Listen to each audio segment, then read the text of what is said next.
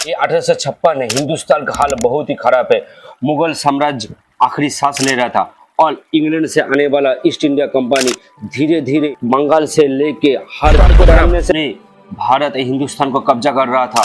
East India company के खिलाफ मुगल समेत इंडिया का हर कोई लड़ रहा था और इस लड़ाई में आलिम दिन भी शामिल था। और आलिम दिन सिर्फ ईस्ट इंडिया कंपनी से लड़ाई नहीं लड़ रहा था, वो आपस में भी लड़ रहा था। और इस लड़ाई का वजह था औलिउल्लाह का पोता इस्माइल सईद का किताब तकबतुल ईमान, और इनके खिलाफ एक बड़ा नाम था मौलाना नकी अली खान। मौलाना नकी अली खान उस आलमों में था जो इनके रद्द में, इनके विरोध में किताब लिखा था। और इन्हीं मौलाना नकी अली खान के घर में 14 जून 1856 को एक बच्चा का जन्म हुआ। नाम रखा गया अहमद रजा खान। और यही अहमद रजा खान आगे जाके आला हजरत अहमद रजा खान बरेलवी बनने वाला है।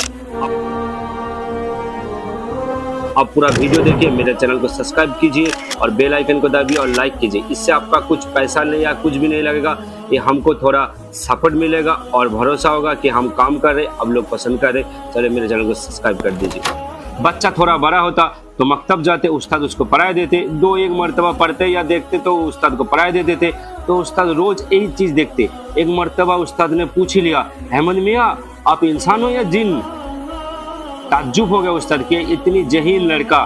13 साल की उम्र में आला हजरत अहमद रजा खान बरेलवी ने कुरान हदीस का मुकम्मल पढ़ाई चालू कर दिया अपने पिता के शरण में। इसी उम्र में वो फतवा भी लिखना चालू कर दिया, लेकिन उनको फतवा लिखने का मुकम्मल इजाजत नहीं मिला।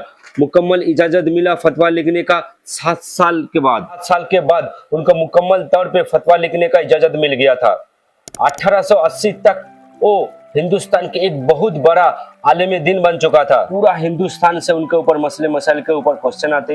हिंदुस्तान तो छोड़ो, पूरा इंडिया के बाहर विदेशों से भी उनके ऊपर मसले मसाइल की क्वेश्चन आते और वो क्वेश्चन को सॉल्व करते। मसले देने में आला हजरत थोड़ी तहकीकात बढ़ते। जहाँ तक शरीयत में उनको इजाजत मिला वहाँ तक उनको छोड़ दिया जाए, ये मानते थे आला हजरत। ऐसे सवाल आया, क्या मजार के सामने सजदा करना जायज़ है? आला हजरत ने कहा सजदा करना कुफ्र है और सजदा ताजिमी हराम है। जैसे सवाल आया, क्या ऐसी कवाली जायज़ है जहाँ पे गाना मौसीकी का कुछ चीज इस्तेमाल किया गया? उसमें जवाब आया आला हजरत का कि ऐसी कवाली जायज़ नहीं है, नाजायज़ है, और जो ऐसा करता है, जो करवाता है, वो सारे गुनहगार है। सवाल आया, क्या फर्जी मजार बनाना, चादर चढ़ना जायज़ है? उसमें जवाब आया कि वो नाजायज़ है। और एक सवाल ये भी आया, किसी बुजुर्ग को अगर खाम में दिखा मजार बनाने का, क्या वो शरीयत में जायज़ है? जवाब आया कि ये नाजायज़ है, ऐसी कोई शरीयत में इनकी हैसियत नहीं है। इससे अच्छा है आला हजरत हिजाज में था। हिजाज जो आज का सऊदी अरब, मकसद था हज करना। आला हजरत रहमतुल्लाह अलैह का ये दूसरा हज था।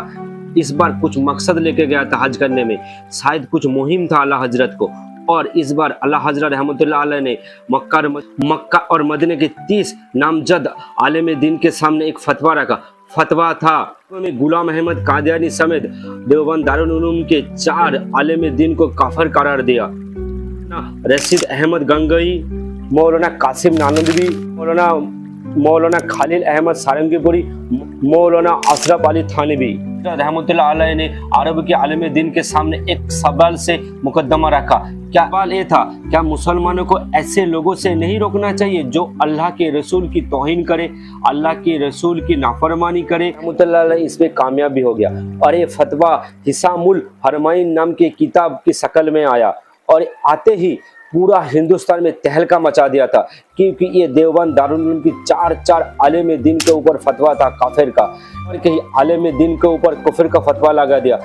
एक तूफान की जैसा आया था। आला हजरत गुलाम अहमद कादियानी को तो काफिर कहा, लेकिन गुलाम अहमद कादियानी को तो हर कोई काफिर मानता है, लेकिन देवबंद दारुल उलूम की उलमा को क्यों काफिर कहा, आप जान सकते हो। था हिफ्जुल ईमान किताब, छोटी किताब की है, ये रसूलुल्लाह सल्लल्लाहु अलैहि वसल्लम को भी इल्म गैब है और ये कोई रसूलुल्लाह की तखसीस नहीं है, बल्कि ये इल्मुल गैब हर पागल, मजनून और जानवर को भी हासिल है कि उसकी भी छठी हिस्से उसको आने वाले मामलात का पता चल जाता है। रसूलुल्लाह के इल्मुल गैब जो वही की तईद के साथ था, उसे तशबीह की। इसीलिए उसामुल अरमैन में अहमद बरेलवी ने अशरफ थानवी पे कुफर का फतवा लगाया, बिल्कुल ठीक लगाया। कि मौलाना अशरफ अली थानवी का लिखा हुआ किताब, इस किताब का नाम था हिफ्जुल ईमान। आप देख सकते हो हिफ्जुल ईमान में क्या लिखा हुआ है। की ज़ाते मुक़द्दसा पर इल्म गैब का हुक्म क्या जाना। अगर बकौल ज़ैद सही है तो दरियाफ्त तलब अम्र ये है कि इस गैब से मुराद बाज़ गैब हैं या कुल गैब। अगर बाज़ उलूम गैबिया मुराद है तो इसमें हुजूर ही की क्या तख़सीस। ऐसा इल्म गैब तो ज़ैद अम्र बल्कि सभी व मजनून बल्कि जमीए हैवानात के लिए हासिल है।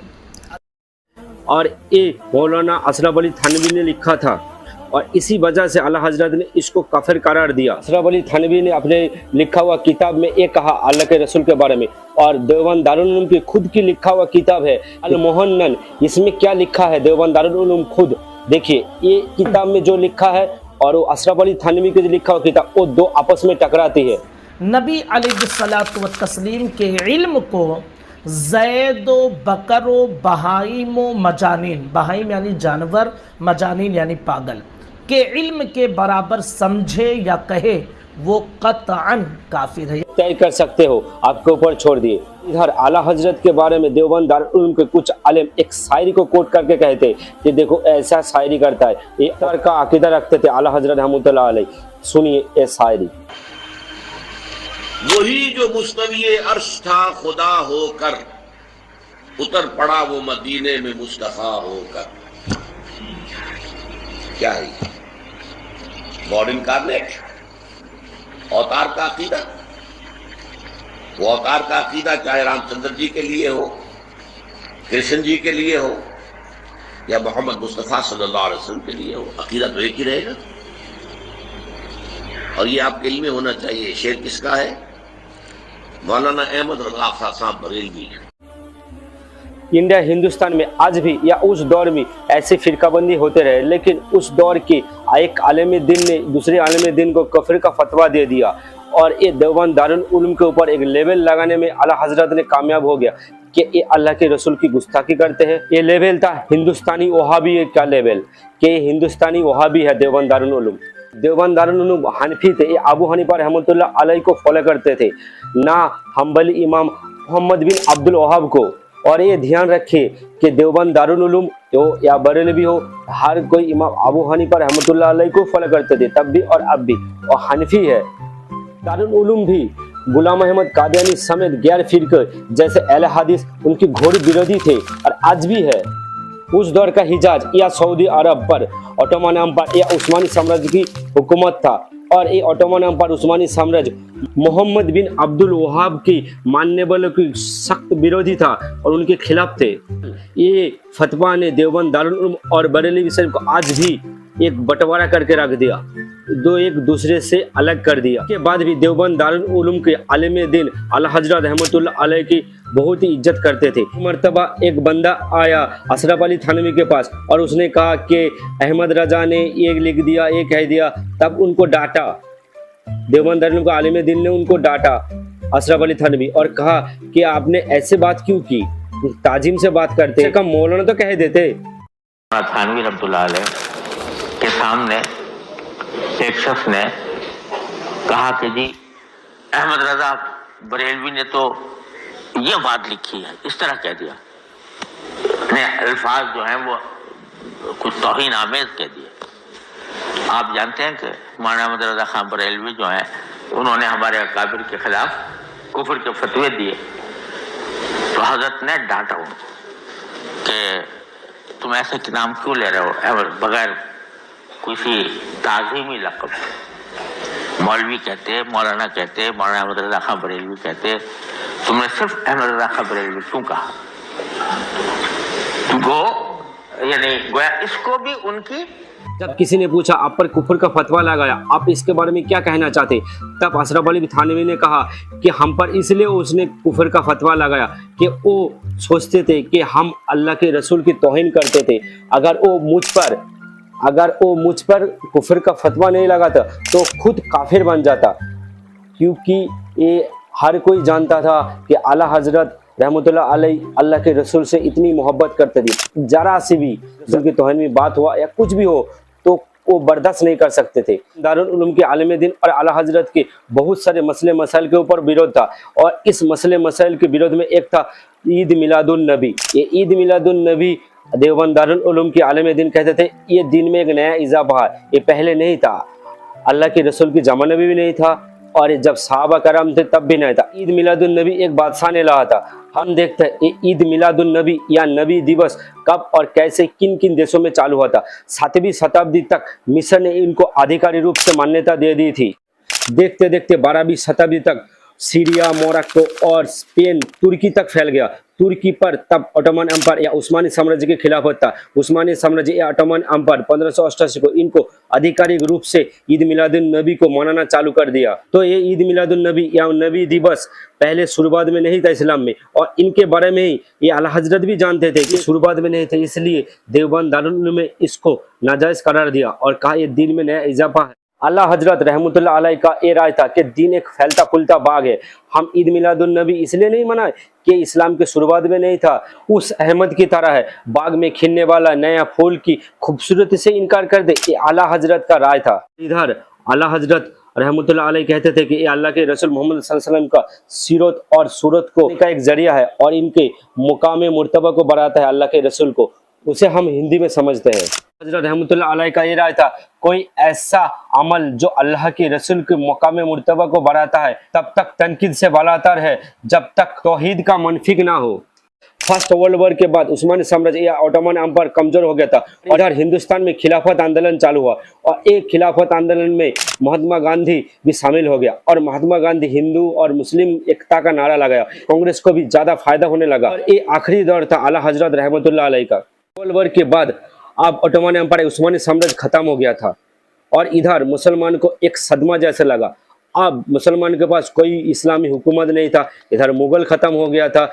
आला हजरत एक अजीम तरीन नात लिखने वाला और पढ़ने वाला भी है। बर्रे सगीर या हिंदुस्तान सब कंटिनेंट में आज भी 5 वक्त नमाज के बाद गाया जाता है ये नात।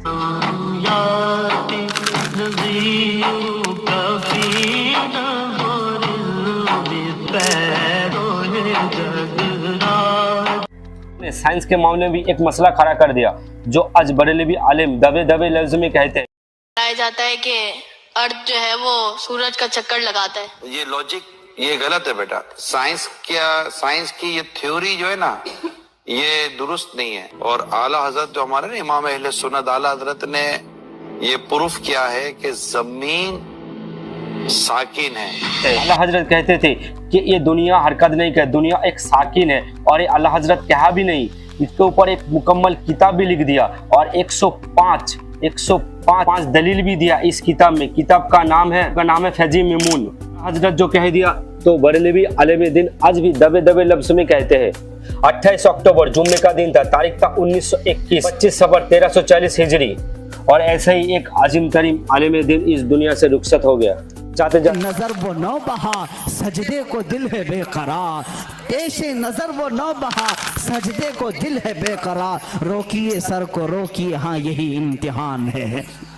हुजूर सल्लल्लाहु अलैहि वसल्लम का जलवा दिखा दिया गया। और जब कोई शख्स किसी से बहुत ज्यादा मोहब्बत करता है वो चीज सामने आ जाए तो झुकने का दिल करता है। आला हजरत की शरीयत को तो देखो, लोग झूठे पीरों के सामने झुक जाते हैं। रुकू करना भी हराम है, सजदा करना भी हराम है। आला हजरत अपने महबूब अकरम सल्लल्लाहु अलैहि वसल्लम को आलम बेदारी में देख करके कहते हैं। और बेल आइकन को दबा दीजिए और सब्सक्राइब कीजिए और लाइक बटन को भी दबाइए कि नेक्स्ट वीडियो जो हम बनाएंगे आपके पास आएंगे।